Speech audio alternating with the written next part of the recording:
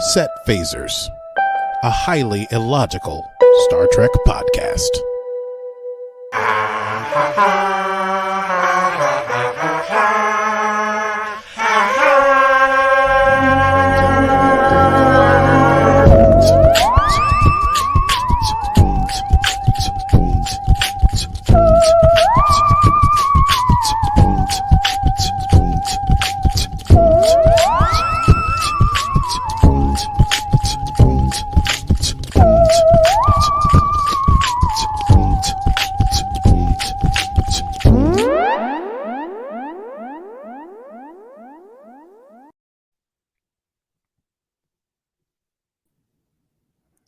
Well, hello, Mr. Bernice. Oh, hello, Stevie Mans.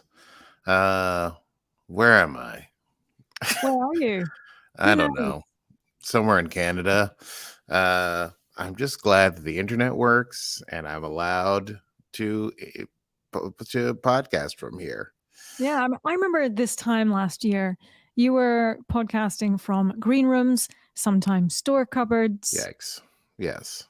It was Oh, bad. that's right. I was in that cupboard that one time. Yeah, it was really rough. And sometimes there was no soundproofing. Mhm. Oof. I mean, this is better. We're not keeping as regular as a schedule as I'd like, but it turns out when you're on tour, usually you have Mondays off as opposed to Saturdays and Sundays. Surprise, surprise. Well, happy Canadian Thanksgiving to you. And happy Canadian Thanksgiving to you. Yeah, I found out that it was a holiday today when I went out for coffee. And there were no coffee shops open? There were a couple open. I don't know if they're like the fancy nice ones. I didn't get I got a very passable cappuccino and a very tasty peanut butter donut. And that is how my life has been. My wife told me about some TikToker who has a recipe for a peanut butter espresso. So I'll find it for you. But essentially you take your old peanut butter jar. Yeah. And then you make a peanut butter so that you will put your espresso in there and you'll kind of shake it up, I believe. Oh. Yes. Sounds divine. Good. It sure does. I'll find that for you. Katie said she would give it to me, my wife, so I will give it to you. That would be so wonderful. Yes, with paying it forward. Oh, yeah. Remember that we're doing a podcast? Hi, everybody.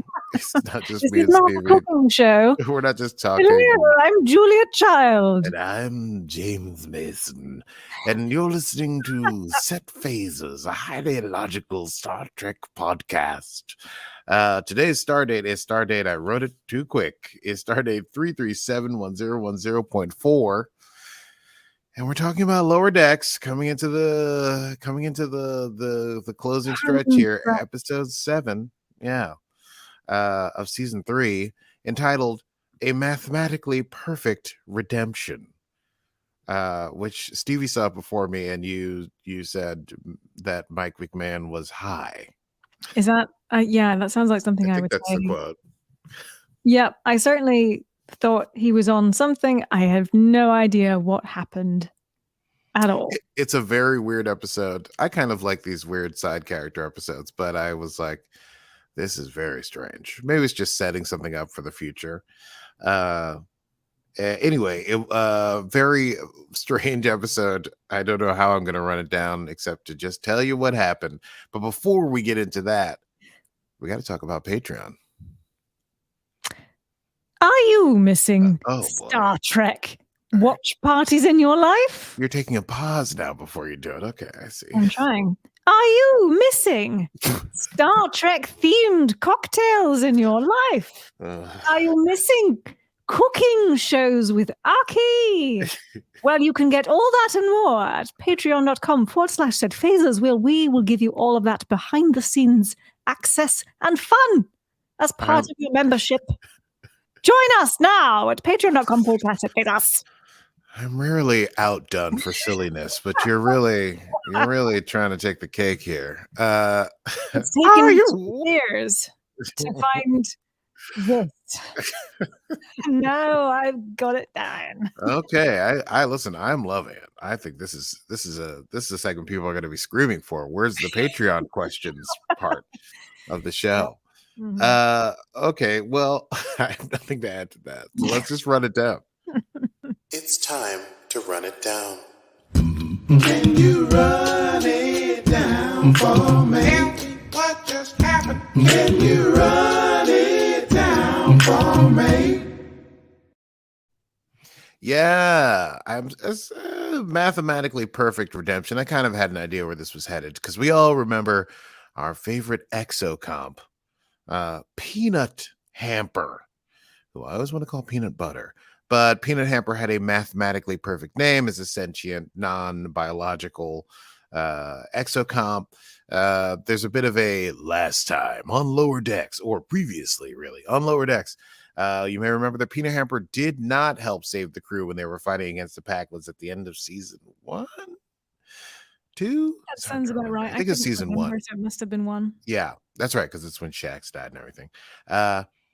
They were being attacked by the Packlets, and they needed someone to carry a virus aboard the ship to get it to stall out so that they could get away.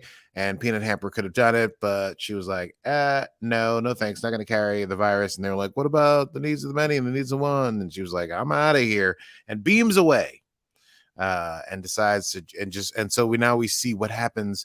We know what happened to the crew of the Cerritos. So now we see Peanut Hamper watching the Cerritos, the explosions, the crashes, the big guy dying, the other ship that comes out and saves the day at the end of the thing. And then Peanut Hamper basically thinks they'll just wait around for someone to show up and take them away from there. Basically won't send a distress signal, even though they could, because they hate Starfleet. And so the credit sequence, instead of being the normal credit sequence, is just Peanut Hamper flying through debris field, waiting for someone to come by. When that doesn't happen, we get a full Peanut Hamper sort of castaway vignette where a different robot, like non-robot robot, has been created named Sophia, and Peanut Hamper's been talking to Sophia as they've been collecting dilithium from all the various little things and have put together a small warp speed ship. And so they're about to get out of there, and they load Sophia onto the ship, and then Drukmani scavengers show up and they start pulling things out of the debris field. And in order to save themselves, Peanut Hamper throws Sophia into the thingy-ma thing. And then manages to warp away unsteadily, arrives at a planet, crash lands on said planet, wakes up to discover themselves on a planet where everything has wings, essentially, called Arior.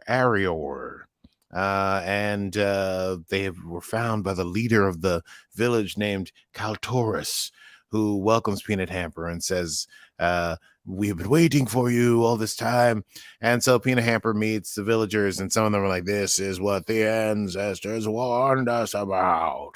But Kaltoris is like, no, this is the promise. This is our future.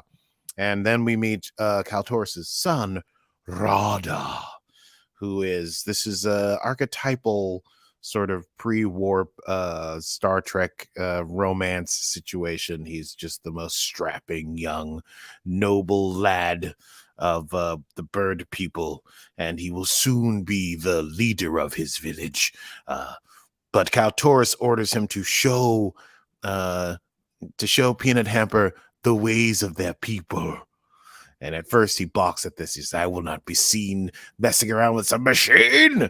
And then he says, would you defy the leader of the village now? And then Rada's like, no, of course not, father. I will show Peanut Hamper the ways of our people. And so Peanut Hamper is shown the ways of their people, the ways of the Ariorian people. Wasn't it Areoli or something? And I was a bit like, that's a bit on the nose? But I thought that was just Boimler saying, well, because it's definitely, the planet's definitely called Arior. But, okay. Or wait, is the planet called Arior or the people called Arior? Is the planet called Ariorless? It doesn't matter. You want to Google it? Let's Google it.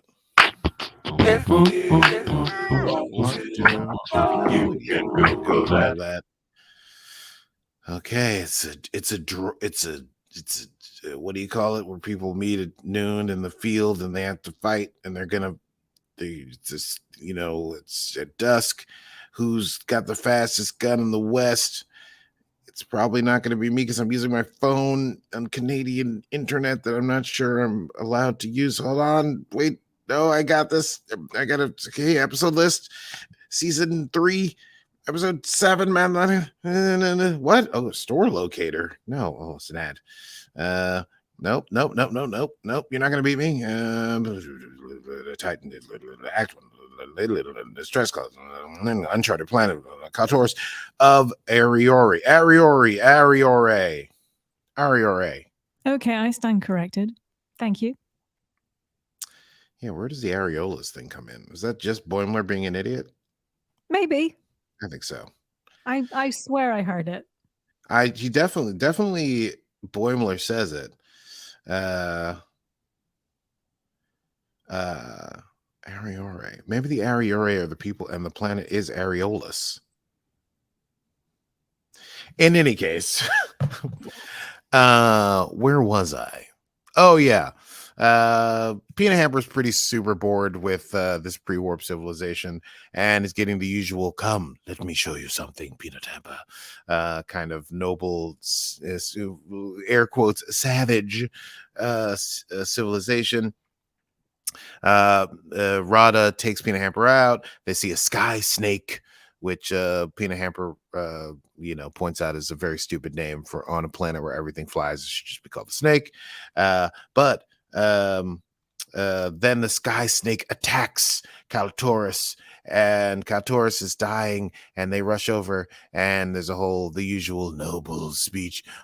"'Tis the great circle. I am killed by the venom of the sky snake, and he's killed by my spear, and this shall be the end of me." But then Peanut Hamper's like, "No, this is fine. I'll just give you this quick hypo spray. It's got some extra vitamins in it, actually, so it'll counteract the venom and actually make you much better than you were because you're living, sort of lacking basic vitamins." And then the whole village is so happy that Peanut Hamper, they chant her name, the children, Peanut, and then we get this sort of like a flash forward, and now Peanut Hamper is just completely part of the society. So now is this the redemption arc of Peanut Hamper? It definitely has that vibe.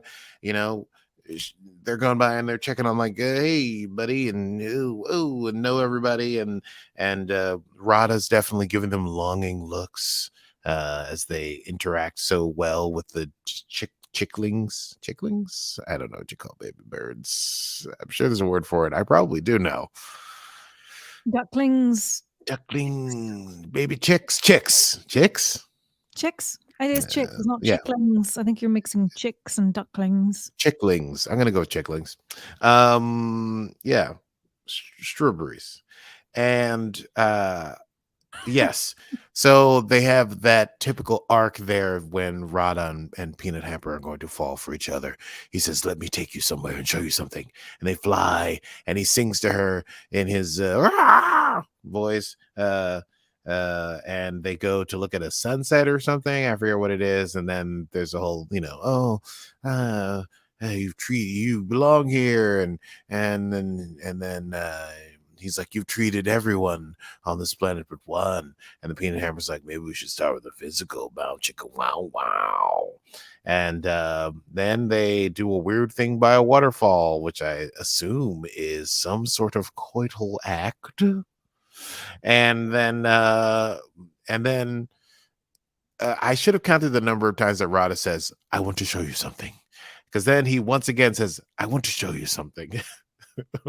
And takes Peanut Hamper down into a cave to show the true history of the Ariore people, which is that they used to be spacefaring, but they fought in too many wars in the times past, and things got crazy, and there's this old cavern with all the old ships and tons of old technology and caves, sort of wall painting stuff on the walls. I guess the advanced society speaking to the less advanced society, that they gave up technology and decided to live an agricultural life in order to not interact with all the conflict they found in the stars. And then Peanut Hamper, when Rada's like, "Oh, you're so great, you're so wonderful, that's why I want you to know that and stay here forever," Peanut Hamper's like, "Oh no, I'm terrible. I ran away from my friends and I can never forgive myself and never forget what I did." And then Rada's like, maybe I can make you forget. And then once again, they bound Chicka Wow Wow in the cave. Flash forward, I think, a year based on the seasonal montage, and it's the wedding day of Peanut Hamper and Rada, and they're getting married there in the square with all the people surrounded by them. And lo and behold, I turned to page 2 of my notes. I wrote them on paper because I was on a bus. The Drukmani attack, and they show up and they say, hey, as long as you don't interfere, we're going to take all that stuff that's underneath your planet. We're going to take all that stuff. We declare it salvage. And the people of the planet are like, no, if you take that stuff, the trees that we nest in will be destroyed. And so the Drukmani attack, and they start taking the ships by force using tractor beams, which causes, the tree cities to sort of start to fall, and everything's going crazy and people are getting hurt. And then Peanut Hamper says, there is something I can do. And so Peanut Hamper sends a distress signal to the Cerritos, and that's where we get our first view of the Cerritos crew, and they're flying around, and that's when Mariner says, hey, we're getting a distress call from Peanut Hamper, and that's when Boimler says it's on a planet called Areolis, which is pre-warp, and it's a sort of first contact kind of situation. But Captain Freeman's like, I want to talk to our wayward ensign. They haven't forgotten what Peanut Hamper did, leaving them in the lurch back in the day. So they had maximum warp towards the planet. Peanut Hamper, meanwhile, gets aboard one of the ships and flies up to the Drukmani ship and disables them and does it all super heroically. And the Cerritos arrives just in time to see this brave heroic sacrifice. The shuttle explodes. Peanut Hamper has managed to stop the Drukmani from attacking the planet anymore, and everyone thinks that Peanut Hamper is dead, but then Peanut Hamper shows up floating out of the sky. They just made it, and the Aeorians cheer, and the Cerritos crew beams down to the surface, and they're not angry. They want to praise Peanut Hamper for the great work that they did. And Captain Freeman even offers Peanut Hammer, boy, my words. Killer Romulan warrior nuns. Captain Freeman. Warrior Romulan nun. Killer warrior Romulan nuns? Not killer Romulan warrior nuns? Killer warrior Romulan nuns. Definitely starts with killer and ends with nuns. I don't remember what we used to call Warrior Romulan nun. Killer warrior Romulan nuns. Killer Romulan warrior nuns. Which one's harder to say? I think if it's a great, test if you were to do it one way and then the other. Killer warrior Romulan nuns. Killer Romulan warrior. And then where again. was it? A killer wobble. Wibble wobble. Captain Freeman offers Peanut Hamper their position back on the Cerritos. Now that's a vocal warm up. But Peanut Hamper is like, no, I couldn't possibly. I found my place here among these people. I couldn't leave. And Rada, and then Rada's like, no, you belong among the stars. I shall go with you. Captain Freeman, would it be too much for me to go? And then Peanut Hamper says, oh, that would be wonderful if it allowed, for anywhere that you are is paradise, Rada. And then the Drukmani show up because they've now taken some of the Aeorian ships, and they start to attack the village. And they're about to head up to space to attack the Cerritos. The ship has like weapons that the Cerritos has never seen before. Excuse me, that the Cerritos has never seen before, and everyone's going crazy. And they contact the Cerritos, and they say, we actually have been lied to. We were sent a subspace communication that we could come here and take all these ships, and these people won't let us do it. And so they're the ones who are at fault here. And they go, what, for real? Like, no, we got a subspace communication. We recorded it. And they're like, what? And the subspace communication is, of course, the newly redeemed and now newly maligned Peanut Hamper. Oh, come on. The now newly maligned Peanut Hamper saying, hey, man, they have all this cool stuff, and these tree-kissing bird weirdos are not going to use it, so you guys should come on and take it. They won't put up any resistance. And so Peanut Hamper reveals that they set the whole thing up. They brought in the Drukmani, and they offered them the stuff, and then they wanted them to attack so that they could save the day, and the Cerritos could watch, and then offer them the position back so they could get off the backward planet they didn't want to be at for so long. And then the Drukmani attack in earnest again with these weapons that no one's ever seen, and things are really getting screwed up. And Peanut Hamper bails once again on everybody, refusing to save the day. but it is Rada, the noble warrior, who goes down to one of the ancient ships and he says, "For our people," or something to that effect, and takes the big ship up into space, and he fights the other Aeorian ship and knocks them out of the sky and saves the day. And then at the end, he's like, "We must embrace our future," and all the Aeorians agree. And then Peanut Hamper tries to return and say, "Hey, we did it." And they're like, "No, you can't come back here." And then Peanut Hamper tries to rejoin Cerritos, and Captain Freeman's like, "No way, you suck." And then Peanut Hamper's like, "Oh, this screwed up. I should have called the Borg." And then they start to try and call the Borg. And that's when Tendi and Ransom step in, stop them. And the last scene is Peanut Hamper being put in the prison at the Daystrom Institute on Earth, only to find out that right next door is our good friend Agamus, who says, "Ooh, we could do terrible things together," or something to that effect. And then they laugh maniacally, and then all the other super intelligent computers are laughing maniacally. And there endeth episode 7 of season 3. Thank you. Of season 3 of Star Trek Lower Decks, entitled "A Mathematically Perfect Redemption." Let's chat about that. I say, darling, let's do a quick chat about that. Yes, let's do. Well, Oh, you were looking at me there. Yes. Not my favorite. In fact, I would go so far as to say as worst episode so far ever. a very strange episode. I didn't hate it, though. I did. You I- hated it. I did. I really did. I wish I could have Yeah. liked it, but I just didn't. Well, it's a weird thing. I always feel like maybe part of it is like paying homage to Star Trek, that there's always, it's for me, an episode. So this is meta. There's always an episode where you're like, "Oh, this episode, we're gonna do this," in every season of Star Trek. And this was Sure. that. This had that feeling to me. It was like, "Oh, I don't care about this. Get us back to the Cerritos." Yes, exactly. Yeah. But so why do it? Why potentially, like, I don't know.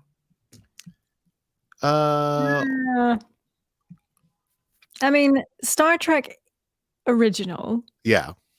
was, I don't know. I don't think it hadn't really picked up its fan base until years after it was on air. It was really Right. only in syndication that it picked up that. So I think had they really been paying attention to what people were saying when it was on, I don't know. I think maybe I don't even know what the fan base was like at that point. But I think if they had done it in hindsight, I'm not sure they would have done those crazy episodes. And I don't know that TNG really had that many of them either. They didn't have that Maybe many. one.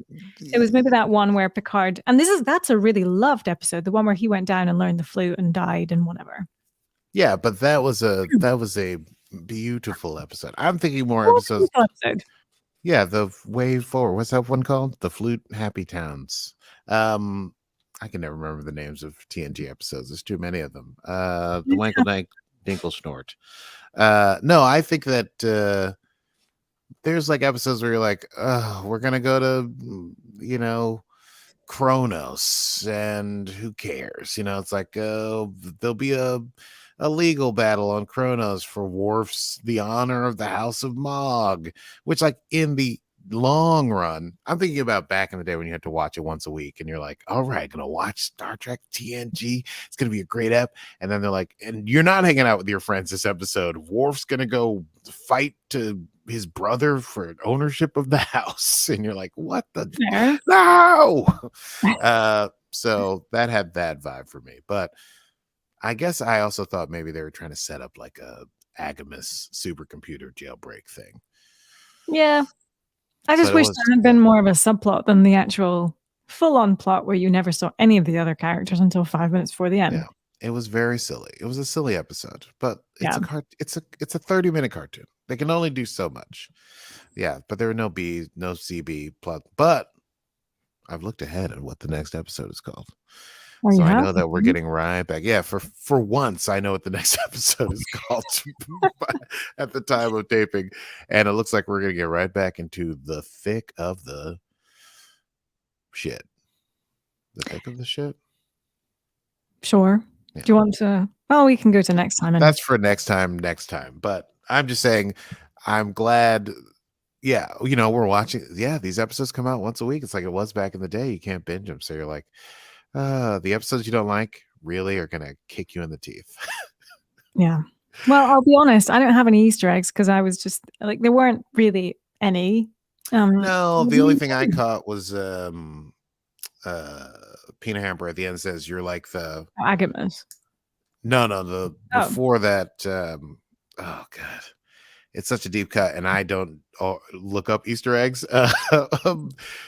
Peanut Hamper calls the Aorians bootleg avians, which is like a TOS, maybe even like an animated series TOS thing. There's like a bird planet or whatever. So that was the only Easter egg I caught, I'm sure. And then I think the bigger Easter egg is the pre-warp civilization. Let me show you something. Peanut Hamper, come with me. There's something I must show you. Come with me. There is work to be done. Come, I must show you something. It happened like 25 times in this episode. It always happens on this. Everything's great on this bucolic planet, and then they fall in love, and someone's like, Picard, come. I must show you something. Let's go to quotable moments, shall we? Okay, let's go to quotable moments. Quotable moments. I want to forget about this episode. I didn't write down any of the times he says, come, let me show you the things, but he says it 45 times. I have 3 or 4. Let's see. Peanut Hamper says to oh god, I didn't write down the guy's name. Hey, blank, those stomach worms clear out. Oh yes, my fecal matter is back to being oily and white. Great, but also gross. And there was one cool moment. I don't know if you didn't like it. I thought this was a pretty sweet line before I realized that Peanut Hamper was lying to us. This is what happens when you write. It's Rada says to when Peanut Hamper's like, I'm gonna go, there's something I can do. He says, Peanut, it's too dangerous. And then Rada says, Peanut Hamper says, the needs of the many outweigh the needs of the few, baby.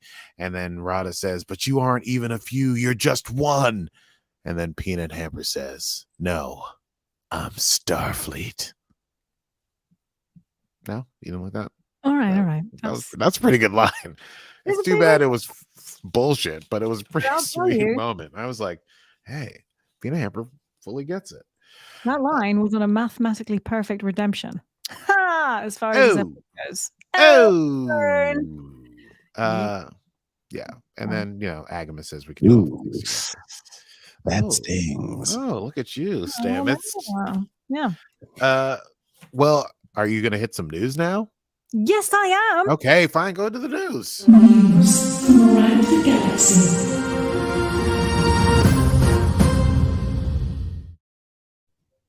So much news.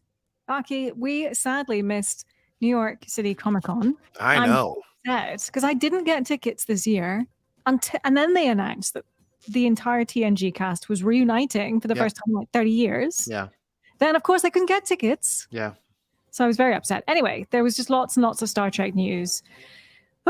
Okay, so let's start off with some Janeway news. Yes. So most of this news focuses on Kurtzman and Terry Metalis. So Kurtzman was asked directly about a Janeway live-action spin-off, and here's what he said. Things have been talked about. That's all I'm going to say, but nothing would make me happier than to bring Janeway back. I think it would be an incredible, incredible thing to do. There might be an idea in play, but who knows? But I would love for it to happen. Kurtzman also confirmed that there are 2 female-led new Star Trek shows in the works right now. To, I assume, replace Picard as it falls off the schedule this next year in spring, which would be exciting. I don't know what the other one will be. I don't know if it will also be live action or not. I love that they're like this new model of streaming where they're like, we got to have something every season. Yeah. They're like, Picard's ending, so we've got to get 2 new episodes, which is great. Hopefully one is the Michelle Yeoh thing, but who knows? Yes, that is you must be correct. One of them must be the Michelle Yeoh one. So what could the other one be? Could it be Janeway and they're just keeping mum about it? Oh, it could be the Janeway thing, or it could be the 7 Rafi thing. Oh yes, you're absolutely right. The coolest. It kind of makes the most sense spin off. But we'll see how Picard season 3 goes. Yeah, poor Kate Mulgrew. She might. Seven's getting so much. Oh dear. Anyway, he also said that quality over quantity is what he's focused on, and that he and Rod Roddenberry are in agreement. He said, "I think the answer is that we will put on as much Star Trek as we feel is possible maintaining the franchise in a way where it doesn't feel like there's a whole corporate hand that's moving it into position for an outcome goal." And so to me, when I hear a great Star Trek idea, and my partners Rod and everybody who I work with hear it and go, that feels like a great Star Trek show, and you know it right away. You know why? Because you don't have to intellectualize it. You don't have to convince yourself. You hear it and go, that's it. So quality over quantity. I think when he said, in respect to other franchises, clearly he's talking about Star Wars. And Marvel. And Marvel, clearly. Sir Pat Stew is urging for a new TNG movie. He said, to the Paramount people in the room, we could still make a movie. Wild. I know, right? But anyway, so Star Trek Picard executive producer and showrunner Terry Matalas There it is. gave us the news that there are 3 villains for season 3. He also said, what was the point of that? Terry Matalas was, Kurtzman said of Terry that he was so in love in the most beautiful way with the idea of saying, I want to see that last next-gen movie, that movie I never got to see, but let's tell that story over 10 episodes and make it one big blowout. So I don't know if we'll get a TNG movie based on that, but who knows? I don't know. So we also found out that we've got our 3 new villains. Yes. The main villain is Vadik. Was it Vadich? I don't know. Oh no, it's an alien character played by Amanda Plummer. Yes. Who looks very evil. Which looks great. Scarification stuff, yeah. Indeed. The second is Daniel Davis returning as Professor Moriarty. Yes, holding a gun in that trailer. Hello, my friend. Indeed. And some of you may remember him as the butler from The Nanny. Some of you may remember him as the butler from The Nanny. Some of us do very much remember him as the butler from The Nanny. Exactly. And the third villain, according to Matalas, is Lore, Data's evil android brother, played by, of course, Brent Spiner. Like, we could let Brent Spiner go. I let Brent Spiner go. Come on. Yeah, that must have been the biggest reveal of the Picard teaser trailer, given that Spiner was not part of San Diego Comic-Con character teaser released in July. But it appears that there may be more to the story than simply the return of Lore, according to Brent Spiner. And Terry Matalas jumped in to add some context during the interview, and he said, if you're familiar with the movie Crimson Tide, then you might understand tactically they may have a difference of opinion in this situation with Amanda Plummer. And I think he was talking with regards to Riker and Picard's kind of difference of opinion. Oh, so yeah, because there was that scene in the trailer where they're like, are they attacking each other? What's going on there? Kind of deal. Don't know. They're like calling each other in a cloud. So I wonder if they're doing like do we use the quantum nukes or whatever? I don't know. Yeah. All right, cool. We'll see. LeVar Burton is blessed to have had Terry McAuliffe, who loves the cast. And of course, Burton's own daughter is joining the cast as his on-screen daughter. Mika. Yes. Big in the D&D world. Yes, exactly. And he said that he was delighted to have Geordie back with a family. He said, I thought it was a long time wrong that Geordie was never involved in a healthy relationship. And I'm happy to report that when we meet him, he's not only married, he has 2 daughters, and they have followed him into the family tradition. And it's not that doctor that he has that weird relationship that we see Dr. Andrea. Ooh. Barton? No, that's Barton. We'll come back to that. Michael Dorn on Worf. We're delighted that Worf is back. I love Worf. He said, Worf is on a journey. He's always been on a journey. I think Worf is going to get a very different storyline. He said, I think that we will recognize a lot of Worf and we won't recognize a lot of Worf, which is wonderful. I love that in terms of an actor. So who knows? What was it? Gates McFadden said that Crusher had been off somewhere in the universe for the last number of years on a sort of Doctors Without Borders kind of crusade, and obviously she's in a bit of trouble, and that's where we're going to meet her in this new season, which is exciting. I think that's everything that I had. So lots of news in terms of Picard. We had some teasers about what's upcoming. I think the disco trailer was also released as well. It was not informative, just stuff. Just teasing. And so I believe that will be coming out more late spring, early summer of 2023 if we have Picard February 16th. So 10 weeks after that, plus an extra couple of weeks for them to get ready. So that's my guess is sort of May. Although sometimes they overlap. Sometimes. They do the old overlapping. I feel like now that we're losing Picard, we might not have as much Trek. Who knows? We'll have the new season of Strange New Worlds next year. So it'll be Discovery and Strange New Worlds next year. And I think, coming up in a couple of weeks, we've got the second half of Prodigy Season 2. Mm-hmm. So lots in the works. Any final thoughts? I'm so excited, and I just can't hide it. I'm about to lose control, and I think I like it. Oh dear. Well, that's all from the news.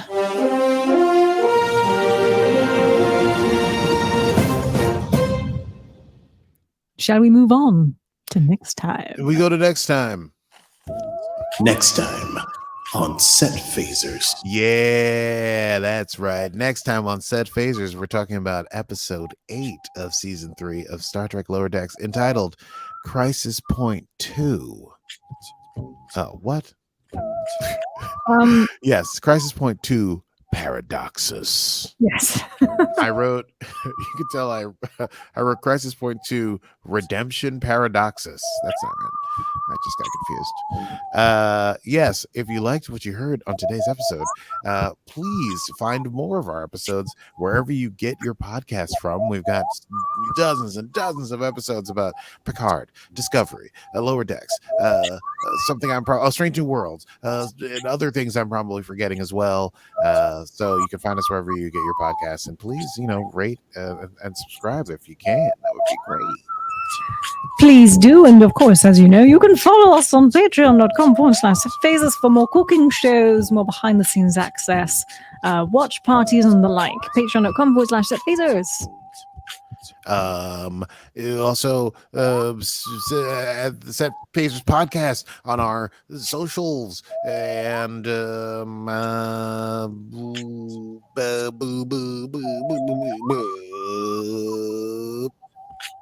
Well, I'm Stevie Vance. See you next time.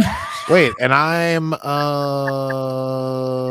Agamus, and I think you and I could do awful things together. And this has been Set Phasers, a highly illogical Star Trek podcast. Computer. End program.